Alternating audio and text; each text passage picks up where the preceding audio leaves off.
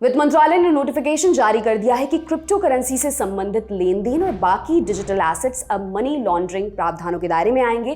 पिछले साल के बजट में जब वित्त मंत्री ने कहा था कि क्रिप्टो करेंसी ट्रांजैक्शन पर टैक्स देना होगा, डिजिटल एसेट्स टैक्सेबल होंगे, तब कयास लगाए गए थे कि क्रिप्टो करेंसी को स्वीकार्यता मिलेगी।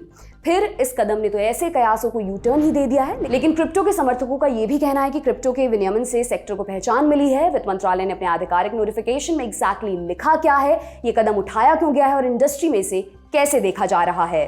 नमस्कार, मेरा नाम दिव्यांशी सुमराव है और आप देख रहे हैं हमारा डेली फाइनेंस बुलेटिन खर्चा पानी।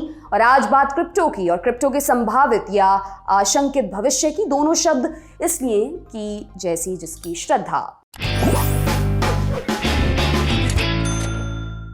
बात हाल की हो इससे पहले आपको जरा सा बैकग्राउंड दे देते हैं। 2022 के बजट सेशन में क्रिप्टो पर टैक्स लगाने के लिए एक नया सेक्शन 115 BBH इंट्रोड्यूस किया गया था।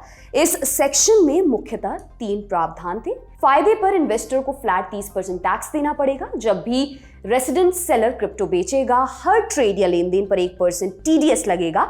ये TDS 1 जुलाई 2022 से लागू होगा।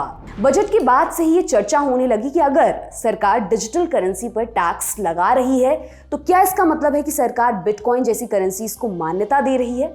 ठोस रुपए के बरक्स क्या ये नया कॉइन अर्थ की नींव बन जाएगा। क्योंकि क्रिप्टो या डिजिटल करेंसी की जटिलताओं को समझना और उसे नियमित करने के लिए कानून बनाना दुनिया की सब सरकारों के लिए एक चैलेंज है, इसलिए इन चर्चाओं पर अल्प विराम लग गया। बीच बीच में कुछ खबरें आती रहती हैं लेकिन कुछ बड़ा नहीं आता।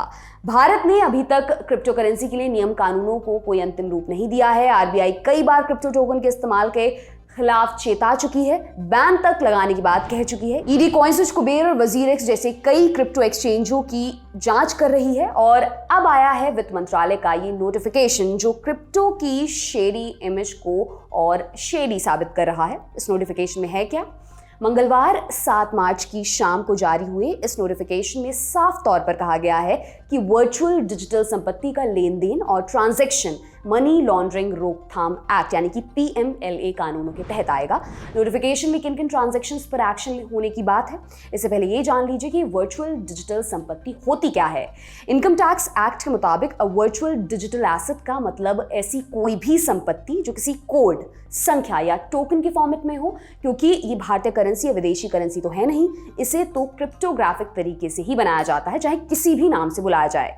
वापस आते हैं हाल की खबर पर। तो 4 मोटे मोटे पॉइंट्स हैं कि किन किन ट्रांजैक्शंस पर एक्शन हो सकता है। वर्चुअल डिजिटल एसेट्स और फिएट मुद्रा का लेन देन, वर्चुअल डिजिटल संपत्तियों के एक या ज्यादा फॉर्म्स का लेन देन, वर्चुअल डिजिटल संपत्ति का ट्रांसफर, वर्चुअल डिजिटल संपत्तियों को नियमित करने का सुरक्षित रखरखाव या मैनेजमेंट, किसी जारीकर्ता की आभासी डिजिटल संपत्ति की पेशकश और बिक्री से संबंधित वित्तीय सेवाओं में भागीदारी और प्रावधान। अब सवाल ये उठता है कि ये कदम उठाया क्यों गया।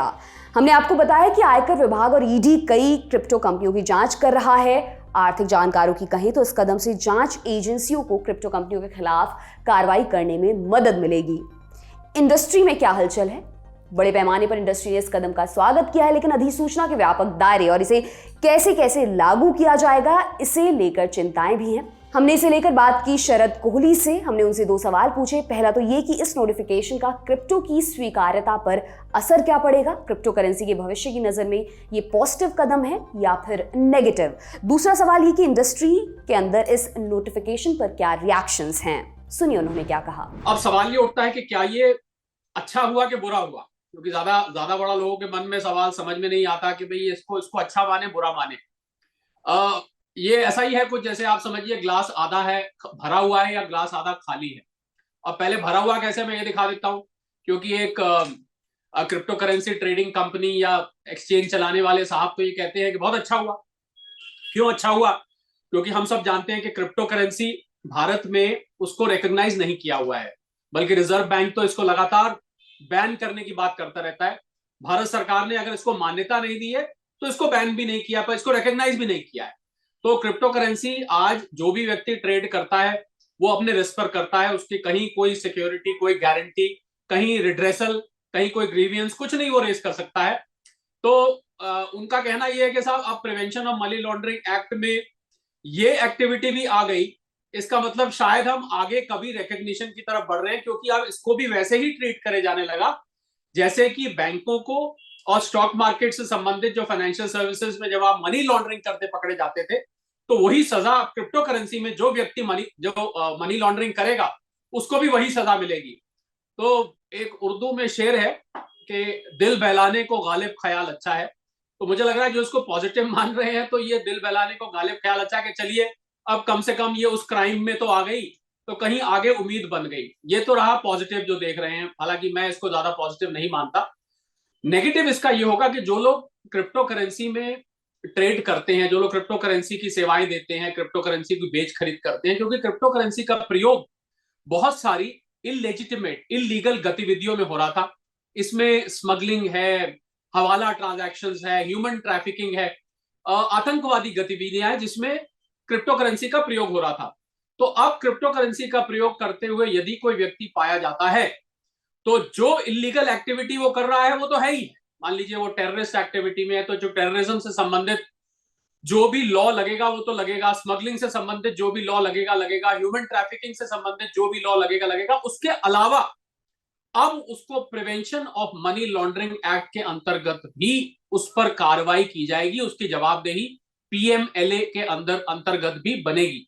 इसका ये अर्थ हुआ। तो कहने का मतलब मैं इसको नेगेटिव ऐसे देखता हूं कि अब क्रिप्टो से संबंधित लेन देन और ज्यादा खतरनाक हो गया है। मतलब आप जिस इलीगल एक्टिविटी के लिए कर रहे हैं वो तो कर ही रहे हैं, पर अब आपके ऊपर मनी लॉन्ड्रिंग का भी इल्जाम लग सकता है, तो दोहरी पेनल्टी अब लग सकती है। ये मैं ग्लास आधा खाली देख रहा हूं। मेरे हिसाब से तो ग्लास अभी पूरा खाली है, पर क्योंकि कुछ लोगों ने इस पर प्रतिक्रिया दी है कि ये अच्छी बात हुई। बीते सालों में खूब क्रिप्टो हुआ, लेकिन क्या भारत में क्रिप्टो लीगल है? जवाब हाँ या नहीं जितना सरल नहीं है। गूगल पर सर्च करेंगे इस crypto currency legal in India तो जवाब आएगा। रिजर्व बैंक ऑफ इंडिया और वित्त मंत्रालय के अलग अलग बयानों के आधार पर यह निष्कर्ष निकलता है कि क्रिप्टो करेंसी अवैध है, लेकिन भारत में इस पर कोई बैन नहीं है।